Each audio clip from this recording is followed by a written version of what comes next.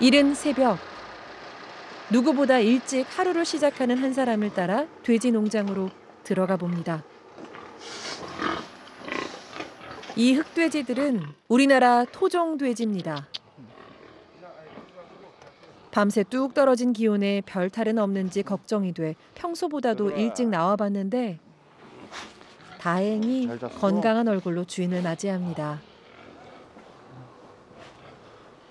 이제 작년에 기농해가지고 흑돼지 키운 지 이제 2년 차 됐습니다.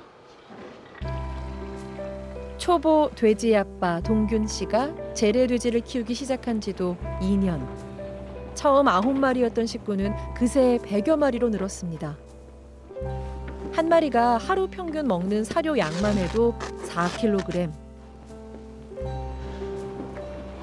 새벽 4시에 일어나 서둘러도 100여 마리의 아침 식사를 챙기려면 시간이 빠듯합니다.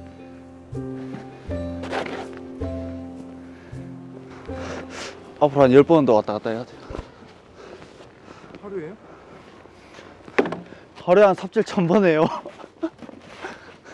미강이라 그래서 쌀 도정하고 나오는 부산물인데 이거를 주 베이스로 해가지고 사료 배합해서 애들한테 급여하고 있어요. 일반 사료만 준다면 큰 일은 아닙니다. 헌데 쌀이며 참수치며 여러 가지 건강식을 섞어 직접 만들다 보니 품이 몇 배로 듭니다. 혼자 나름 열심히 공부해가지고 지금 배합해서 애들 사료 급여하고 이제 상태 같은 거를 좀 찾아보고. 축산업 경험은 전혀 없지만 틈틈이 독학을 하며 자신만의 사육 방식을 익혀나가고 있는 동균 씨. 재래 돼지를 선택한 건 옛날 방식대로 자연스럽게 커가는 돼지를 길러보고 싶은 열망 때문이었습니다. 아침을 먹이는 사이 동이 틉니다. 아빠 오이 올게. 잘 쉬고 있어. 와. 외출할 때면 한 번씩 쓰다듬어 주는 것도 잊지 않습니다. 와서 하루에 한 20분, 30분씩 이제 사육칸 들어가서 애들 만져주고 하니까 저만 가면 이제 막 쓰다듬어 달라고 애들 이렇게 막 와가지고 치대기도 하고. 이제 본격적인 아침 일정이 시작됩니다. 1시간 남짓 달려 도착한 곳은 인근의 채석장. 오늘 정말 날씨 춥네요. 아. 아무리 혹하니 기승을 부려도 빠질 수 없는 일. 커다란 돌을 깨는 채석장 작업입니다. 돼지 농장을 시작한 후로 채석장뿐 아니라 벌목이며 미장일이며 안 해본 일이 없습니다. 이게 다 돼지들 먹여 살리기 위해서라는데요. 한 달에 500~600만 원이 드는 사육비를 감당하려면 발바닥에 땀나도록 뛰어다녀야 합니다. 돈 벌어야 되니까 열심히 해야 됩니다. 애들 뭐 사료 배합하는 거 좀 더 좋은 거 갖고 올라 그러고 하면 좀 금전적으로 좀 이렇게 많이 들어가더라고요. 결혼도 하지 않은 총각이 돼지 아빠라 불릴 만도 합니다. 야, 물 오는 거 봐. 하루가 어떻게 흘러가는지 몸은 고단하기 짝이 없지만 예전보다 마음만은 편안합니다. 불과 몇 년 전만 해도 동균 씨는 이른바 차도남, 흥 많고 멋부리기 좋아하는 도시 남자였습니다. 제가 이런 삶을 살 거라고는 생각지도 못했었죠. 야, 네가 돼지를 키워? 그거 얼마나 갈 것 같아 그랬는데 이제는 인정해 주시고 응원해 주시고. 예. 2차 타고 16년도에 이제 한국 출발해서 32개국 정도 여행하고 돌아왔어요. 무작정 세계 일주를 떠났을 때만 해도 돼지가 마음에 들어올 줄은 몰랐습니다.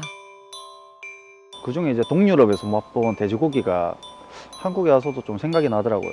그 돼지고기 맛을 느껴보려고 했는데 느낄 수가 없었어요. 돼지의 이제 사육 환경도 보이게 되고 그렇게 돼서 시작하게 되었죠. 그걸 한번 내가 도전해보면 어떨까 싶어가지고. 그렇게 시작된 돼지와의 동거. 이젠 동네에서도 알아주는 돼지 아빠입니다. 날씨가 춥네요. 혼자 들 수 있어서? 이웃들도 알아서 쓰고 남은 좋은 음식들을 챙겨두었다가 아낌없이 나눠줍니다. 저 이거 주면 엄청 좋죠. 이러다 보니 집으로 돌아오는 길은 더 멀 수밖에 없습니다. 참기름을 짜고 남은 깻묵도 살뜰히 챙겨와야 합니다. 가줄러 가야 돼. 사료에 들어갈 영양 만점 재료들이 사방에 널렸거든요. 뭐 워낙 없이 사시는 분이라서 제가 그냥 드리고 있습니다. 처음엔 걱정의 시선도 많았지만 이제는 좋은 돼지를 기르겠다는 동균 씨의 마음이 이심전심 통하는 듯합니다. 늦은 오후 도와주는 이 하나 없이 또다시 반복되는 노동의 시간. 동균 씨의 하루는 남들보다 길게 느껴지는데요. 무슨 일이라도 생긴 걸까요? 새끼 놓고 있어가지고. 임신했던 어미가 오늘 내일 하더니 갑자기 출산을 시작했습니다. 영차 새끼 돼지가 빠져나오려 용을 쓰는데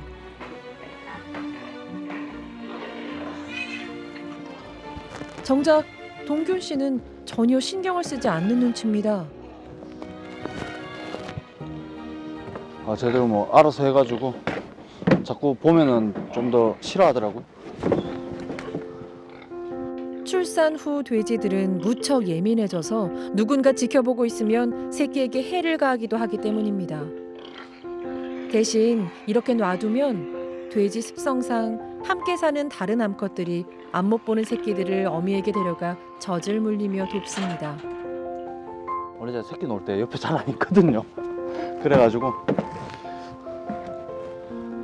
엄청 신경 쓰이네. 모른 척 하려 해도 은근히 입꼬리가 올라갑니다. 돼지의 본래 습성을 인정하고 최대한 스트레스 없이 키우는 것.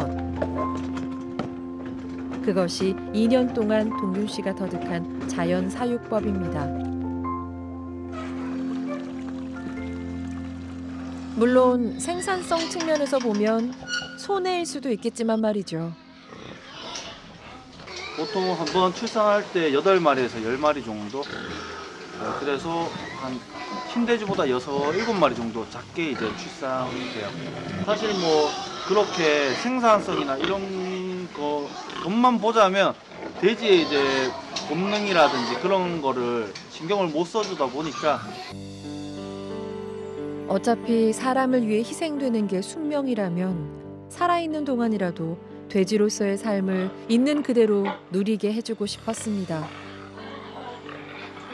최대한 넓은 공간을 확보해주고 톱밥을 깔아 땅과 비슷한 환경을 만들어주는 것도 동균 씨가 돼지들을 위해 해줄 수 있는 최선의 배려입니다. 그냥 흐지부지하게 그냥 남들 따라하기 식으로 하면 안 되겠다 해서 시작한 지 한 달 뒤부터 지금까지 끊임없이 공부하고 매일이 전쟁이고 아직까지도 뭐 자리 잡기 위해서 많은 노력을 하고 있죠. 재래 돼지는 품도 많이 들지만 종을 보존하는 것도 쉽지 않습니다. 이한보름 씨는 재래 돼지 보존에 매진하고 있습니다. 재래 돼지의 특성이 뚜렷한 녀석들만 선별해 30년 동안 키웠습니다.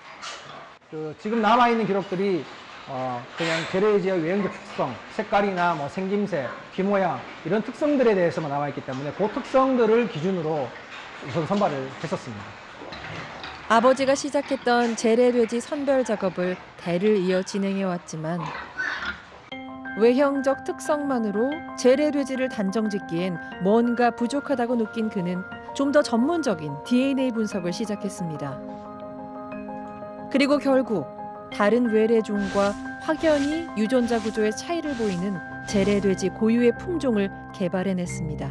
유전적으로 어느 정도 섞이지 않은 부분에 고유한 품종으로서 유전적으로 발굴할 수 있었다는 과학적인 증명을 좀 볼 수 있었습니다. 흑돼지 외에 약 4,000마리 정도의 백돼지도 키우고 있는데요. 우리가 주로 소비하는 백돼지는 빨리 크고 새끼를 많이 낳아 농장주 입장에서도 수익이 훨씬 좋습니다. 재래돼지 보전과 연구에 쓰이는 비용은 백돼지를 키운 수익으로 충당할 수밖에 없는 현실이죠. 5마리, 6마리 나서 이유를 보통 4마리, 많이 하면 5마리 정도 합니다. 그래서 생산성이 사실은 뭐 절반도 안 되고 한 40% 정도 수익밖에 안 됩니다. 그럼에도 불구하고 한보름 씨가 재래돼지 보전을 포기하지 않는 이유가 있습니다. 2017년부터 발효된 나고야 의정서에서도 볼 수 있듯이 앞으로는 고유한 품종을 갖고 있지 않으면 돼지고기 하나에도 막대한 로열티를 지불해야 할 날이 머지않았기 때문입니다. 싸고 저렴한 가격에 맛있는 고기를 드신다고 생각을 하고 계시는 거지. 이 돼지들이 과연 어디서 오는 건지, 이런 돼지들에 우리가 로열티를 지불하고 있는 그 지불되는 로열티가 외국으로 빠져나가고 있는 건지 모르고 있습니다.